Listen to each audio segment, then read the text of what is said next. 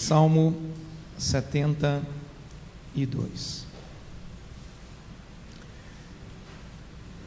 Vamos preparar a vinheta do Salmo aí, por favor, tio Carlos.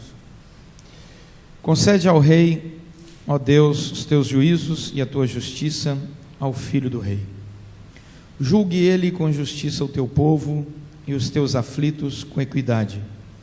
Os montes trarão paz ao povo, também as colinas a trarão com justiça. Julgue ele os aflitos do povo, salve os filhos dos necessitados e esmague ao opressor. Ele permanecerá enquanto existir o sol e enquanto durar a lua, através das gerações. Seja ele como chuva que desce sobre a campina ceifada, como aguaceiros que regam a terra. Floresça em seus dias o justo e haja abundância de paz, até que cesse de haver lua. Domine ele de mar a mar, e desde o rio até os confins da terra.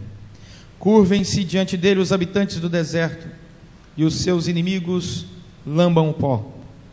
Paguem-lhe tributos os reis de Tarsis e das ilhas, os reis de Sabá e de Sebá lhe ofereçam presentes. E todos os reis se prostrem perante ele, todas as nações o sirvam. Porque ele acode ao necessitado que clama, e também ao aflito e ao desvalido. Ele tem piedade do fraco e do necessitado, e salva a alma aos indigentes. Redime a sua alma da opressão e da violência, e precioso lhe é o sangue deles. Viverá e se lhe dará do ouro de Sabá, e continuamente se fará por ele oração, e o bendirão todos os dias. Haja na terra abundância de cereais, que ondulem até os cimos dos montes. Seja a sua messe como o Líbano, e das cidades floresçam os habitantes como a erva da terra. Subsista para sempre o seu nome, e prospere enquanto resplandecer o sol. Nele sejam abençoados todos os homens, e as nações lhe chamem bem-aventurado. Bendito seja o Senhor Deus, o Deus de Israel, que só Ele opera prodígios. Bendito para sempre o seu glorioso nome, e da sua glória se encha toda a terra. Amém e amém. Findam as orações de Davi, filho de Jessé. Vamos ver a nossa vinheta sobre os salmos.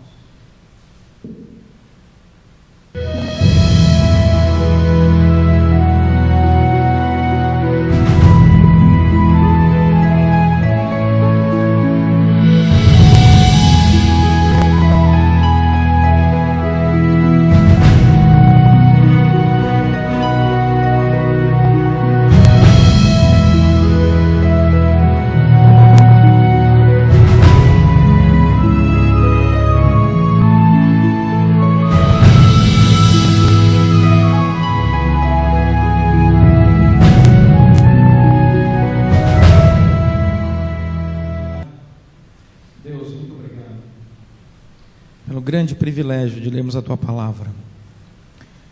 Muito obrigado, Senhor, pelo grande privilégio de estarmos aqui nessa manhã, aonde o Senhor nos convidou, convocou, instruiu, iluminou, para juntos adorarmos o Senhor e recebermos de Ti instrução para a ocasião oportuna. Conduze-nos agora pela obra do Teu Santo Espírito, ó Deus, e faz com que cada um de nós aqui saiamos desse lugar transformados pelo poder do Teu Santo Espírito. Que a Tua Palavra aqueça os nossos corações e nos dê, ó Deus, a plena convicção de que o Senhor está conosco na jornada. Pois oramos em nome de Jesus Cristo. Amém. Uma pesquisa em 2013 apontou as melhores cidades para se morar, com melhor qualidade de vida no mundo inteiro. E para surpresa das 10 maiores cidades, ou das 10 melhores cidades com qualidade de vida em 2013, apenas uma está na Europa, na Áustria. Todas as outras estão fora do circuito europeu, inclusive dos Estados Unidos. Nenhuma cidade nos Estados Unidos foi relacionada entre as 10 melhores cidades para se morar no mundo. Chamou muita atenção, quando eu li essa reportagem, depois fui pesquisar, que a cidade com melhor qualidade de vida em 2013, a melhor cidade para se morar, a cidade onde as pessoas têm saúde, educação, segurança, transporte público, a locomoção com tranquilidade, uma economia forte, realmente qualidade de vida, é a cidade de Melbourne, na Austrália. Melbourne, na Austrália. E aí você começa a pensar, meu Deus, que espetáculo deve ser viver em Melbourne, na Austrália, porque é uma cidade que tem um altíssimo grau de satisfação das pessoas que ali residem.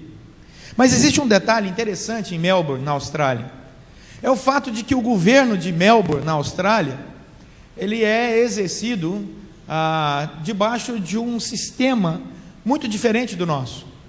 A Austrália tem um primeiro-ministro, o nome dele é Tony Abbott, mas esse primeiro-ministro manda, mas não manda tanto quanto a pessoa que está acima dele. Mas a pessoa que está acima dele na Austrália, que é a pessoa que realmente governa, dirige, que tem a autoridade suprema, não mora na Austrália, mas mora a milhares de quilômetros da Austrália, porque é a rainha Elizabeth. Porque a Austrália, assim como o Canadá, vive uma monarquia constitucional, em que o governo pertence à rainha Elizabeth II. Então você tem um parlamento na Austrália, você tem parlamento no Canadá, você tem parlamento em Londres, mas quem manda é a rainha. E aí gera em nós uma sensação de, não sei se no seu coração a mesma sensação de inquietude. Como pode um país que tem a melhor cidade para se viver no mundo ter o seu governo maior residindo a milhares de quilômetros? A propósito, a segunda cidade melhor para se viver da lista está no Canadá, que também é regido pela rainha Elizabeth II e que está a milhares de quilômetros de lá. Tudo tem a ver com uma coisa chamada reinado. Tudo tem a ver com a qualidade do rei a quem você está submetido a ele. É simples assim. Governo. Qual é o problema dos países que não têm qualidade de vida? Falta de governo. Qual é o grande ganho de países que têm alta qualidade de vida? O seu governo. É simples assim. Agora, 2014 se aproxima. Quem é o governante das nossas vidas? Quem é o governante da vida do cristão? Porque se nós formos governados por homens, seremos os mais infelizes de todos os homens, mesmo morando em Melbourne, mesmo morando em qualquer grande cidade do mundo. Porque a alegria não reside na saúde, segurança, educação, transporte e economia. A alegria reside num relacionamento direto com aquele que é o Rei dos Reis, Senhor dos Senhores, que é aquele que traz paz ao coração em qualquer circunstância, em qualquer lugar.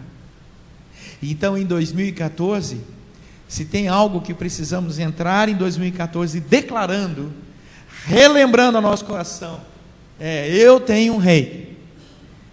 Com todo respeito aos melhores reis e rainhas da terra, o meu é melhor. E é isso que o Salmo 72 vai mostrar para nós. Que nós precisamos ter uma visão abrangente do reino de Deus. E Deus nos convida no Salmo 72 a vermos o reino dele numa visão bem abrangente, porque quando você vai analisar um reino na terra, você tem uma série de fatores que vão julgar, ou critérios que serão usados para julgar a qualidade de vida dos habitantes aqui na terra. A Bíblia não é diferente. Quando ela fala de reinado espiritual, ela também determina critérios, valores, ela estabelece parâmetros para que você possa olhar para a sua jornada diante desse reino e diante do rei e perceber o quanto você está próximo àquilo que ele tem como ideal. Dá uma olhada no versículo 18, mantém sua Bíblia aberta aí, por favor.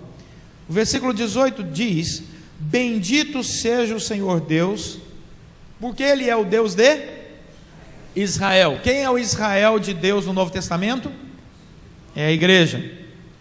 A igreja é o novo Israel de Deus, povo de Deus no Novo Testamento. Então somos nós aqui. Então quem é o Deus da igreja?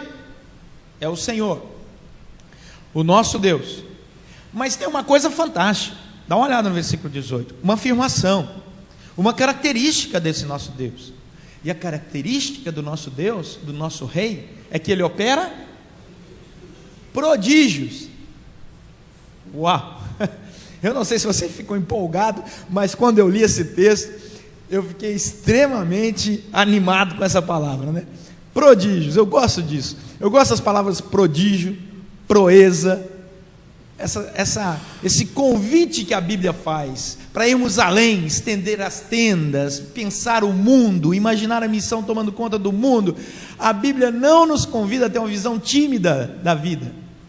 A Bíblia nos convida a ter uma visão abrangente de universo, porque Deus criou todas as coisas, Ele reina sobre todo o universo. Então Ele diz assim: olha, eu realizo prodígios, eu realizo proezas, eu faço milagres, eu sou o Senhor de toda a terra. E é maravilhoso quando você vê esse aspecto, essa característica desse nosso Rei, porque dá uma sensação de segurança muito gostosa, saber que Deus é o Deus dos milagres. Amém? Amém. Bom dia, irmãos, tudo bem? Tudo bem? Todo mundo descansado? É muito bom saber que o nosso Deus realiza milagres. Amém? Amém. Amém. Coisa boa. Nosso Deus é o Deus dos milagres. Domingo de manhã, dia 29, Deus continua fazendo seus milagres. Dá uma olhada no que o salmista fala. Ele começa a profetizar. Esse salmo é um salmo profético que aponta para Jesus Cristo. E ele fala sobre a prosperidade desse rei, apontando já para Jesus Cristo, e o relacionamento desse rei conosco. E então, versículo 18, o Deus que faz prodígios, nos ensina a aprender, dia após dia, com esses prodígios dele. Como? Versículo 1, para aprendermos desse Deus que reina, e que é prodigioso, ele nos diz, versículo 1, que nós precisamos reconhecer o seu reinado. A primeira coisa para você viver bem debaixo do reinado de Deus é reconhecer o reinado de Deus. Um país organizado é aquele que respeita as suas instituições. Uma cidade com alta qualidade de vida é aquela que respeita as suas instituições. Nós precisamos tomar muito cuidado com a perda dos valores institucionais que este século 21 está querendo inculcar na cabeça de cada um. Existe a necessidade da ordem, do governo, da autoridade estabelecida, ungida, principalmente na questão espiritual. Não apenas na questão espiritual, mas principalmente na questão espiritual. Nós estamos debaixo de um reinado. Quem é rei é o Senhor, quem manda é Ele. Nós temos que cumprir a palavra dEle, seguir os valores dEle. Ele é o Senhor.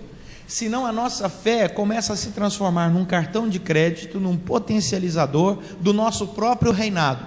Existem pessoas que usam a fé para transformar Deus no potencializador das suas realizações pessoais, da sua vontade própria, e Deus deixa de ser Deus e passa a ser servo, na visão desse pobre indivíduo, que às vezes se acha cristão. Isso é um grande equívoco. Os valores são de Deus. Ele é quem manda, Ele é quem reina. Então todas as vezes que nós formos julgar alguma coisa, temos que julgar à luz dos valores do nosso Deus, porque Ele é o Rei, a lei é dEle. Então não é o que eu acho, é o que Deus acha. Não é o que eu penso, é o que Deus pensa. Não é o meu reino, é o reino de Deus. Não é a minha casa, é a casa de Deus. Não é o meu dinheiro, é o dinheiro de Deus. Não é a minha vontade, é a vontade de Deus. Não são os meus projetos, são os projetos de Deus. Ou Ele reina de maneira absoluta na sua vida, ou não reina. Ponto final. Porque Deus não negocia o seu reinado. Não negocia. Ele está interessado em fazer a vontade dEle, conforme o desígnio de sua soberana graça e glória, segundo o seu projeto, e ponto final. Temos que nos curvar diante do senhorio de Deus, entendendo a vontade dEle, ou não entendendo a vontade dEle em muitos momentos, mas nós temos que nos curvar diante do senhorio dEle. E vamos dizer a verdade, meus irmãos, quantas vezes na nossa vida nós já paramos e discordamos de Deus? Quantas vezes? Lá no fundinho do nosso coração, mas Deus não podia ter feito isso. Mas sabe o que é fé? É mesmo quando você discorda, você se submete. Isso é fé. Isso é senhorio.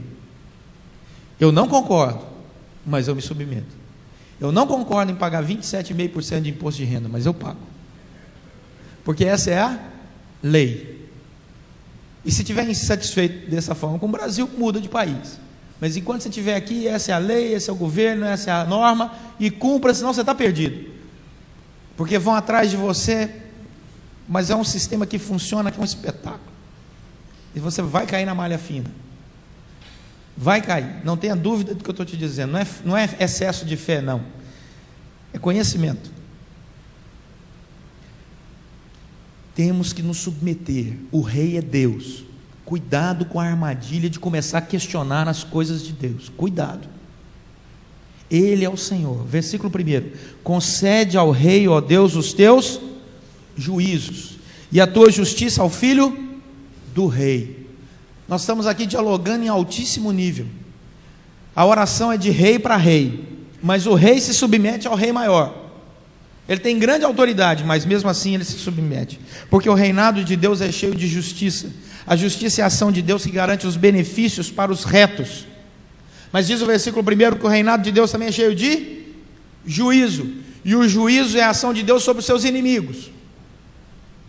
Então o rei, que é Deus, ele age com a justiça e com o juízo. Tem hora que ele fala assim: parabéns, servo bom e fiel, fosses fiel no pouco, sobre o muito te colocarei. Isso é justiça. Mas tem hora que ele diz assim: servo infiel, eu te dei para administrar, você enterrou o talento. Pois então agora sabe o que eu vou fazer? Tira o talento dele e dá para aquele que tem 10. Isso é juízo. Então o nosso rei, ele exerce justiça e juízo. Tem hora que Deus é bonzinho e ele exerce a sua justiça, nos dá a sua graça, a sua misericórdia, mas tem hora que ele também puxa a orelha, porque o pai disciplina a quem ele ama.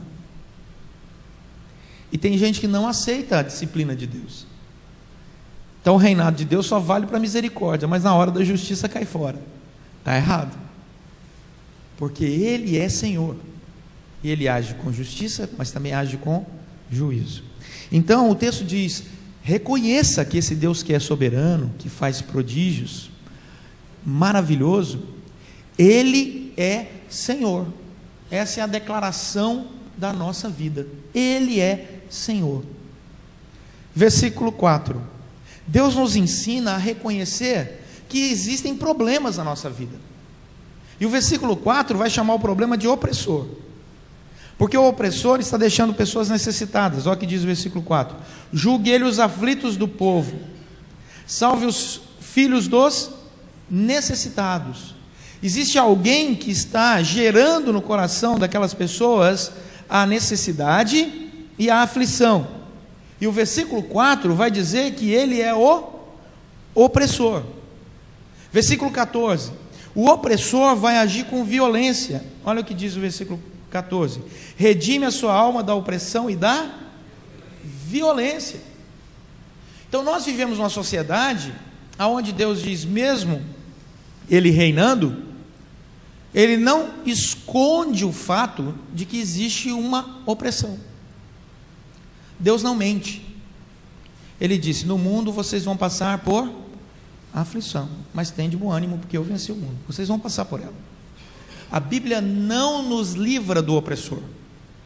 Não diz assim: não, você entregando o seu senhorio a Jesus Cristo, o opressor jamais vai rondar a sua vida. Não, ela diz: fique atento, porque o opressor ele virá como leão que ruge, mas resistir a ele e ele fugirá de vós.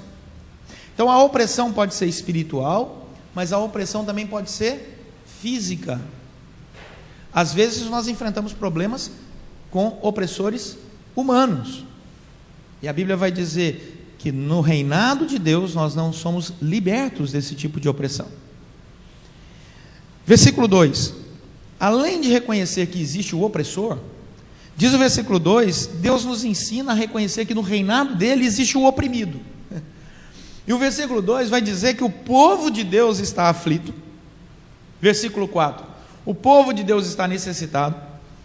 Versículo 12, o povo está desvalido. Versículo 13, o povo está fraco. Versículo 13, o povo está como indigente. Indigente.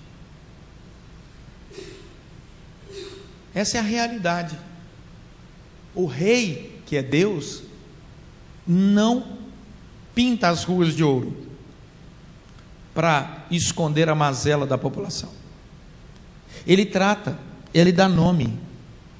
Ele diz: o problema está aqui, ó. Existe um opressor, existe o oprimido, mas eu reino sobre todas as coisas.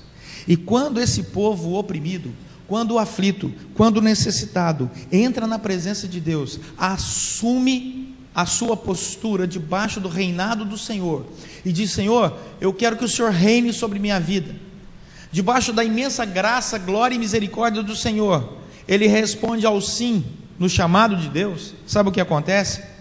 A obra de Deus começa a manifestar a sua abrangência, e aquele que era oprimido deixa de ser oprimido, aquele que era necessitado deixa de ser necessitado, porque para o Senhor, o texto vai dizer, o sangue do oprimido é valioso, é preciosíssimo o sangue dele, e por isso o sangue é derramado na cruz em favor do povo do Senhor.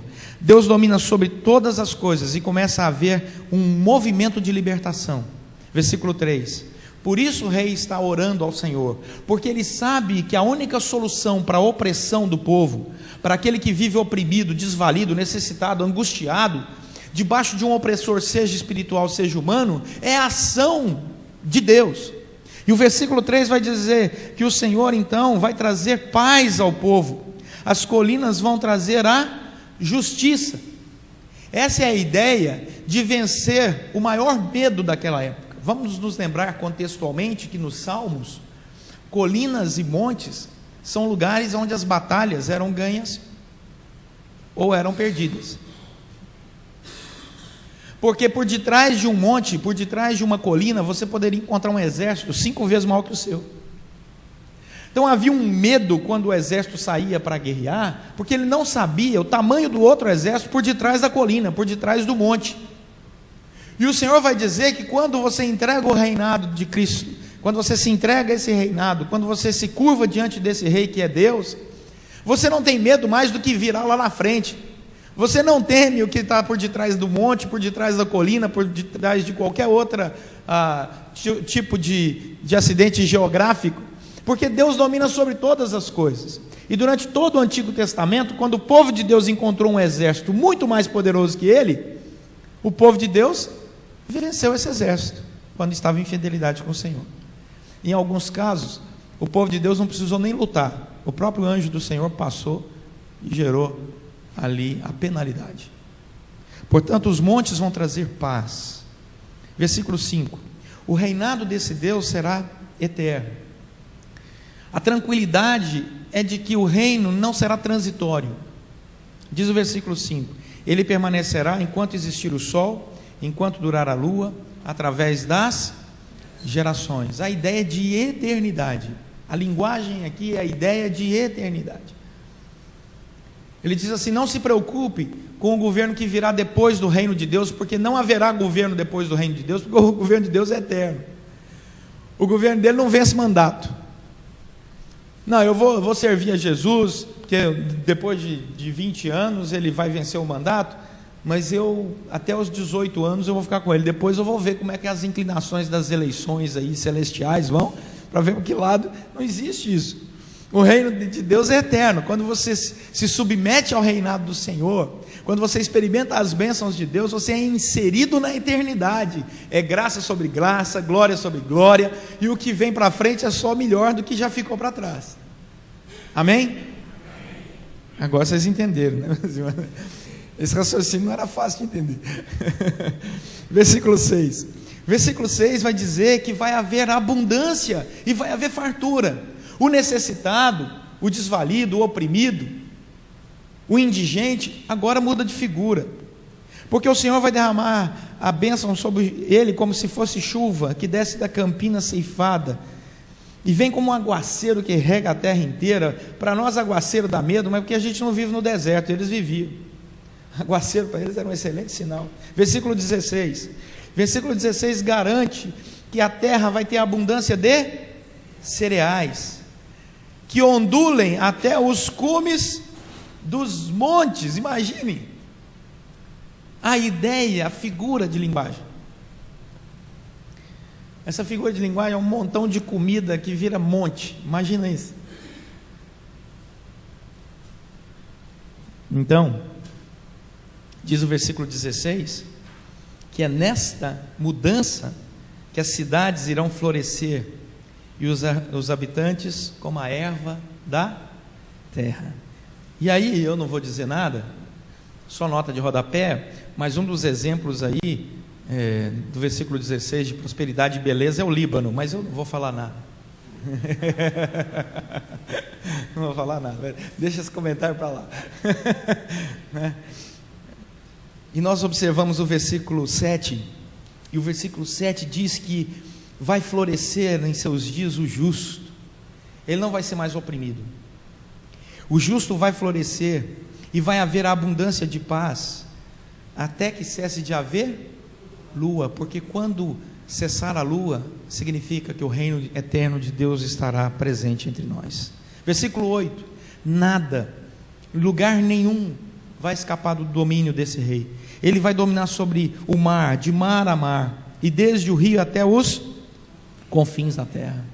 E o versículo 9 vai dizer que esse rei que nos conduz para os seus prodígios, vai nos fazer ver, curvar-se diante deles os habitantes do deserto, e ele vai nos fazer ver até os inimigos lamber o pó, é o que diz aí o versículo 9. Quem falou sobre isso foi Jesus Cristo, em Mateus capítulo 5, ao dizer: bem-aventurados os que têm fome e sede de justiça, porque eles serão fartos. E essa é a bênção do reinado de Deus. Então o reinado de Deus, ele nos faz reconhecer o reino de Deus. Esse é um grande prodígio. Ele domina sobre todas as coisas. Ele nos faz reconhecer que existe um opressor e que existe um povo oprimido. Mas ele também nos promete que a partir do momento em que dedicamos a nossa vida ao reinado dele de maneira completa, entregamos de fato, não algumas partes apenas da nossa vida, mas toda a nossa vida ao seu reinado, ele então transforma a existência daquele que é oprimido em uma pessoa cheia da fartura, da bênção, da paz e do cuidado dele, porque eu nunca vi o justo nem a sua descendência mendigar o pão. E Deus então começa a nos ensinar a reconhecer esse reinado dele e a sermos verdadeiros adoradores, como Jesus Cristo falou, adoradores em espírito e em verdade. Olha o que diz o versículo 10. Quem é o verdadeiro adorador? É aquele que reconheceu a Deus como Senhor, é aquele que paga o tributo ao rei de Tarsis e das ilhas, aos reis de Sabá e de Sebá. Esses vêm e oferecem não apenas o tributo, mas também os presentes, porque não é uma relação apenas de tributo, é uma relação de gratidão, por isso que o presente está incluído. Quando nós entramos no reinado de Deus, nós não oferecemos para Deus apenas aquilo que Ele pede, oferecemos muito mais. Vale a nota de rodapé. Uma vez um rapaz falou para mim assim num curso: pastor, a Bíblia diz que dízimo é coisa do Antigo Testamento, no Novo Testamento não tem dízimo. Aí eu falei para ele assim: bom, tem, mas vamos seguir a sua linha de raciocínio. Então não vamos fazer mais a oferta como o dízimo do Antigo Testamento, então vamos seguir o Novo Testamento nas ofertas, padrão de oferta do Novo Testamento, tá bom? Ele falou: tá ótimo. Eu falei: então tá, vai lá, vende tudo que tem, dá aos pobres e depois segue Jesus. Esse é o padrão do Novo Testamento. Qual que você quer? Ah não, pastor, vou voltar para o dízimo. Então, quando nós olhamos a relação com esse rei, não é só uma relação de tributo, não, vai além disso. A minha relação é de gratidão com o Senhor, porque se for só legal, tributo, não tem amor, não tem gratidão, tem só lei vazia, é só letra, e a letra mata, mas o Espírito vivifica. Por isso o versículo 11 vai dizer que o verdadeiro adorador, olha o que diz o versículo 11, ele se prostra. O versículo 11 diz que todos os reis se prostrem perante ele, e todas as nações o sirvam. Não existe nação cristã e nação não cristã. A Bíblia não abre essa possibilidade. A Bíblia diz que todas as nações estão debaixo do senhorio de Deus. Ele reina sobre todas. Algumas já reconheceram em parte, outras ainda não. Mas vai chegar o dia onde não haverá mais lua, ou seja, na eternidade, em que todos vão se curvar. Os que se submeteram ao reinado do Senhor para tomar posse das bênçãos. Os que foram da parte do opressor para lamber o pó. Simples assim. E Deus nos ensina então a testemunhar as ações do seu reinado sobre as nossas vidas. Versículo 18: Deus é bendito. Eu olho para Deus e digo que Deus é bom. Quem é o seu rei? É Deus. Ah, mas Deus... Não, peraí. Deus isso, Deus aquilo, não. Quer te dizer que como adorador a Deus, eu reconheço sua bondade. Deus é bendito, não é maldito. Eu só falo coisas boas sobre o meu Deus. Esse é o verdadeiro adorador. Versículo 18: esse Deus é o Deus que opera prodígios, milagres.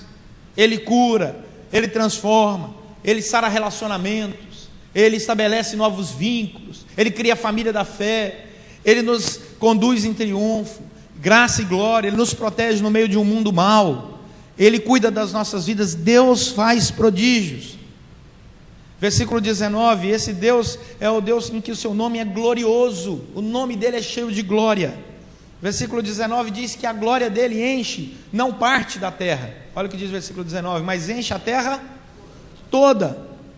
E por isso o versículo 20 vai dizer que quando eu me entrego nesse reinado e deixo de ser oprimido e não passo para o lado do opressor, mas sou liberto, diz o versículo 20, que ele merece toda a minha oração, porque o rei se submete, o rei dá nome, o rei não tem vergonha de testemunhar a sua fé. Que coisa linda deve ser você morar num país em que o rei se ajoelha e ora. Você pensou que cena linda é essa? Você olhar um rei, quem manda aqui é o rei ou a rainha. E aí você chega um belo dia num lugar, na cerimônia pública, e ele se ajoelha e ora. Já pensou que coisa bonita? Se submetendo ao Rei dos Reis, Senhor dos Senhores, o Deus nosso. Deve ser uma experiência magnífica, magnífica. Porque governantes que se dobram ao diabo, a gente está coberto de exemplo. E não tem vergonha também de se curvar ao diabo, não. É só ler a história que você vai ver. Mas governantes que se curvam diante de Deus, esses são raros. É só você olhar o resultado do governo de cada um, para ver quem deu mais, quem deu o melhor fruto. Porque Jesus Cristo falou: pelos seus frutos os conhecereis. Esse é outro valor do cristianismo. Daí, quando nós olhamos o que o Salmo 72 faz, o Salmo 72 inteiro aponta para Jesus Cristo.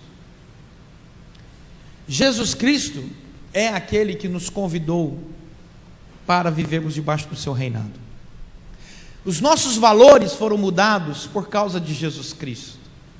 A nossa vida foi transformada por causa de Jesus Cristo.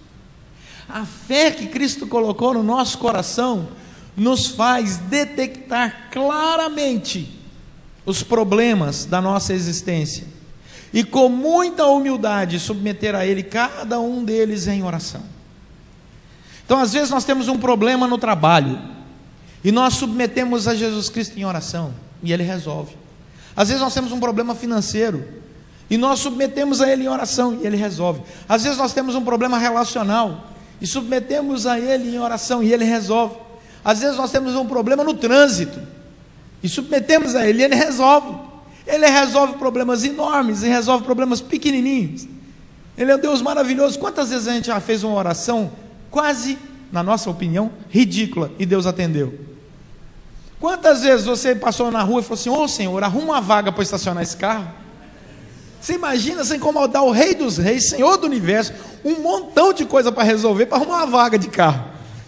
E aí eis que de repente surge a vaga e fala: ô Senhor, muito obrigado. Você já pensou uma coisa dessa? Deus lá chegando o carro para frente e para trás. mas Ele responde a essas orações, por incrível que pareça, porque Ele é o Deus presente, Emanuel. Ele não é um Deus distante, Ele é o Deus que está ao nosso lado, em todo tempo, em todo lugar. Quem nos ensinou a paz, que excede todo entendimento? Jesus Cristo. Quem nos ensinou a identificar o opressor? Jesus Cristo. Quem nos ensinou a vencer o opressor usando apenas a Bíblia? Jesus Cristo. Nunca se esqueçam que quando o inimigo apareceu a Cristo, ele não fez 7 voltas no quarteirão de Jerusalém, ele não arrumou a campanha das 9 semanas do tabernáculo, ele não fez nada disso. Quando o inimigo apareceu para tentar a Cristo, Lucas 4 e Mateus 4, ele usou a Bíblia. Está escrito, está escrito, está escrito. Jesus Cristo nos inseriu num reino coberto de autoridade, e disse que toda a autoridade que foi dada a Ele, Ele também nos concederia pela obra do Espírito Santo. Então nós somos súditos de um rei que compartilha conosco de sua autoridade. Olha que coisa grandiosa essa. Ele não diz: você vai ficar aqui esperando eu passar. Você vai comigo, porque em todo tempo estaremos juntos. Daí Jesus Cristo nos inseriu nessa nova realidade de governo, para que 2014 seja o ano dos nossos prodígios. Amém? Nós não vamos nos curvar ante a opressão desse mundo que tenta tirar de nós a visão do reinado de Deus sobre as nossas vidas, da soberania de Deus sobre as nossas vidas. Não vamos. Não vamos. A melhor cidade para se morar é aquela aonde você tem um real relacionamento com Deus. E essa cidade se chama o seu coração. Se você estiver com um bom relacionamento com o Senhor, se você estiver dentro dos valores de Deus, você pode morar numa cidade no interior da África onde não tem nem água. Deus irá cuidar de você lá. Nós estamos começando a nos mobilizar, e em breve vocês vão saber, com pastores da África, brasileiros, para fazermos poços artesianos lá na África. O primeiro deles vai ser lá no Senegal, se Deus quiser. Nossa igreja vai ajudar. Nós vamos resolver o problema de uma aldeia lá no Senegal, que eles não têm água, mas eles vão ter em 2014, porque nós vamos colocar água numa aldeia no Senegal. Vamos nos unir como igrejas e vamos resolver o problema de uma aldeia lá no Senegal, porque Jesus Cristo colocou isso no nosso coração. E para nós aqui é uma bênção, a gente abrir uma torneirinha e sai água, mas nós temos irmãos de fé que estão passando necessidade, depois não vão passar mais, porque nós vamos, em nome de Jesus Cristo, realizar prodígios em 2014, porque Deus nos chamou para pensar muito além do nosso próprio umbigo. E o que o mundo quer fazer é: olhe para si, olhe para você mesmo, e use a fé para suas conquistas pessoais. Mas Deus diz: olhe os campos, eles necessitam ser ceifados. Alarga a tua visão, e os outeiros estão precisando do povo. Nós vamos fazer isso, meus irmãos. Em 2014 nós vamos realizar grandes prodígios, porque Deus é o Deus dos prodígios, para a glória dele, nos valores dele, no reino dele, porque não tem nada melhor do que colocar a cabecinha no travesseiro e falar: como é bom, em paz me deito e logo pego no sono, mesmo queimado da praia, porque só tu, Senhor, me fazes repousar seguro. E é uma bênção viver debaixo desse reinado. Amém? Amém. Vamos orar.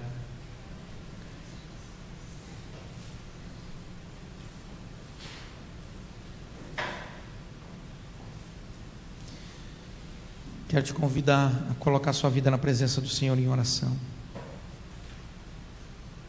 Jesus Cristo morreu por você.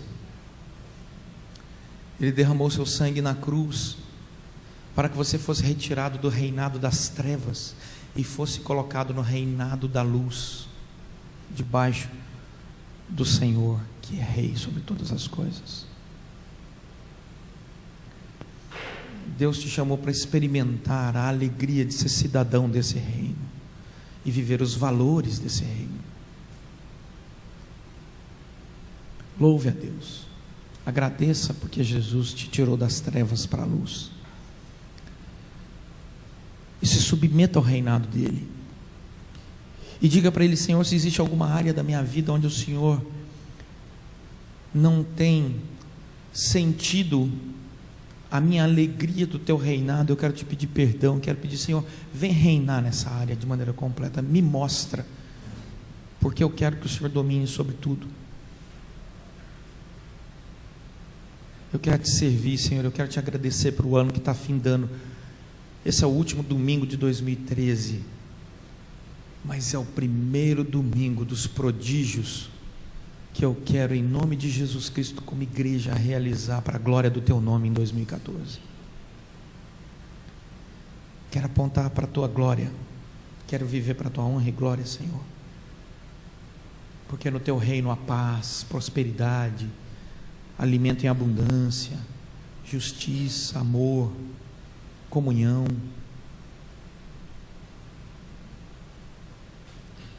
Senhor nosso Deus e Pai,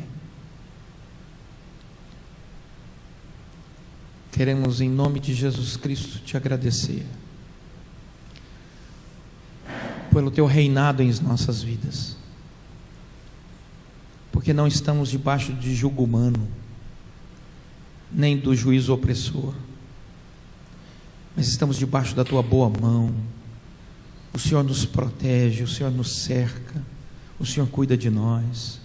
Isso é tudo fruto da tua graça, não é resultado das nossas boas obras, mas da tua graça sobre nós, que plantou essa fé no nosso coração. Ó Senhor, em nome de Jesus Cristo, queremos te agradecer, porque o Senhor é Deus maravilhoso,